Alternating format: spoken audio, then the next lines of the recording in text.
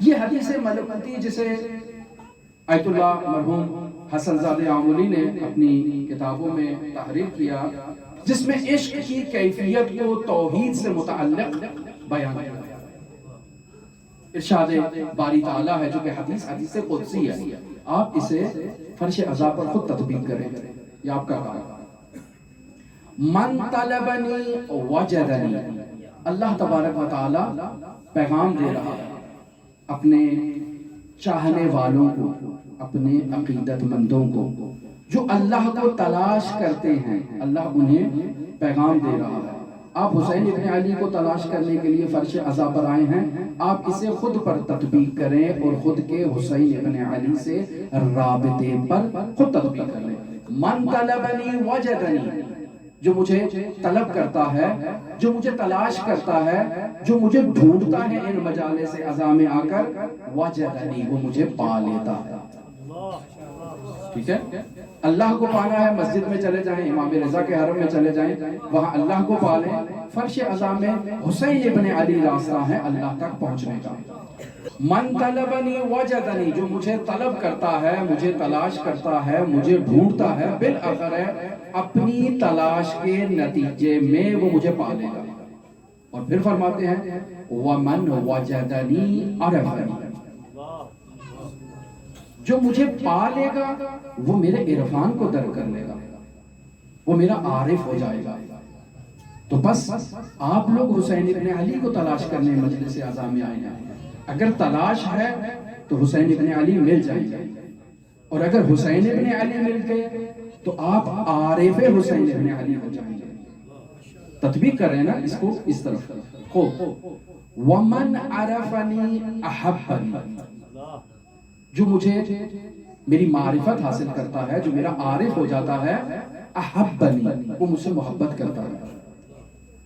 ومن احبنی اشرکنی، اور جو مجھ سے محبت کرتا ہے، وہ محبت کی شدت ترین کیفیت اس کی یہ ہوتی ہے کہ وہ مجھ سے عشق کرتا ہے۔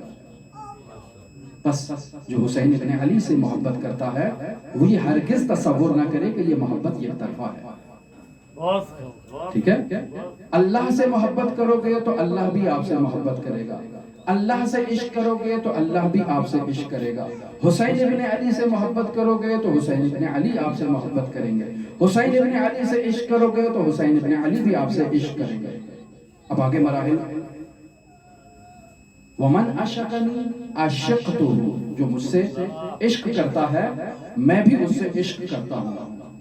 ومن عشقتہ، یہ مرحلہ سخت ہے۔ قتلتہ، اللہ کہہ رہا ہے جس سے میں عشق کرتا ہوں میں اسے قتل کر دیتا ہوں۔ حسین ابن علی سے آپ عشق کرنے کے لیے آئے ہیں تو یہ یاد رکھیں کہ اس سفر کا نتیجہ اپنے خون جگر کو حسین ابن علی پر بہانا ہے۔ ٹھیک ہے، یہ نہ کہیں کہ مجلس عزا رکھی، گھر کے اندر رکھی، چادر و چار دیواری کے اندر تھی، پھر پولیس والے باہر آ گئے، پھر پکڑ کے لے گئے، پھر جیل میں ڈال دیا اور کسی کو قتل بھی کر دیا۔ یہ اس سفر کا لازمہ ہے، سفر عشق ہے، سفر مادی نہیں ہے، اس میں مشکلات ہیں۔ جو ان مشکلات کو تحمل کرنے کی صلاحیت رکھتا ہے وہ فرش عزا بچھائے۔ لہذا ومن عشقتہ قتلتہ، جس کو میں عشق کرتا ہوں میں اسے قتل کر دیتا ہوں۔ ومن قتلتہ فعلی دیتہ، قتل کے بعد دیت کا مرحلہ آتا ہے، جسے میں قتل کر دوں اس کی دیت مجھ پہ ہے، میں اس کی دیت دوں گا۔ تو حسین ابن علی کے لیے اگر آپ نے سلوک کیا، سفر کیا، فرش عزا بچھایا اور قتل ہو گئے حسین ابن علی کے مشن میں، فعلیہ دیتہ، اس کی دیت ہے۔ پھر فرماتے ہیں ومن علیہ دیتہ، جس کی دیت میرے اوپر ہے اس کی دیت کیا ہوگی؟ انا دیتہ، میں خود اس کی دیت بن جاتا ہوں۔ بس اس حدیث کو جو حدیث قدسی ہے اگر دیکھا جائے تو اس میں کچھ مراحل بیان کیے گئے ہیں۔ ایک مرحلہ طلب کا، انسان میں طلب ہونی چاہیے مراد کو پانے کے لیے، آیا وہ طلب ہمارے اندر ہے فرش عزا پر آنے کے بعد کہ ہم حسین ابن علی کو پانا چاہتے ہیں؟ طلب کے بعد مراد تک پہنچ جانا. ہم اول محرم سے لے کر آج 7 محرم آ گئی، مجلس عزا پر آئے ہیں، کیا ہم نے مراد کو پا لیا؟ کیا عرفان حسین ابن علی کو درک کر لیا؟ یہ دوسرا مرحلہ ہے. اور تیسرا مرحلہ معرفت کا ہے. جب مراد پا لیا اب اس کی معرفت ہو، اور پھر اس کے بعد معرفت کے بعد اب اگلا زینہ طے کریں تو حسین ابن علی سے محبت ہو. محبت ظاہری نہیں کہ ہم دعویٰ کرتے رہیں کہ ہمارے دلوں میں حسین ابن علی ہے، لیکن جب تلوار کی باری آئے تو خود حسین ابن علی کی جانب اس کا رخ ہو جائے، کیونکہ حقیقت تو معلوم نہیں ہے نا. اور اگلا مرحلہ عشق کا ہے. کیا عشق حسین ابن علی موجود ہے؟ کیا ہم عشق حسین ابن علی کے بعد شہادت کے لیے تیار ہیں؟ اور شہادت کے بعد کیا حسین ابن علی کی راہ میں فنا ہونے کے لیے، کہ جو عرفان کی اور سلوک کی آخری منزل ہے کہ جس میں فنا فی اللہ اور بقا باللہ ہوتی ہے، تو کیا ہم حسین ابن علی کے لیے فنا فی الحسین ہونے کے لیے تیار ہیں تاکہ بقا بالحسین ہمارا مقدر بن جائے، ہم حسین کے نام کے ساتھ باقی رہیں؟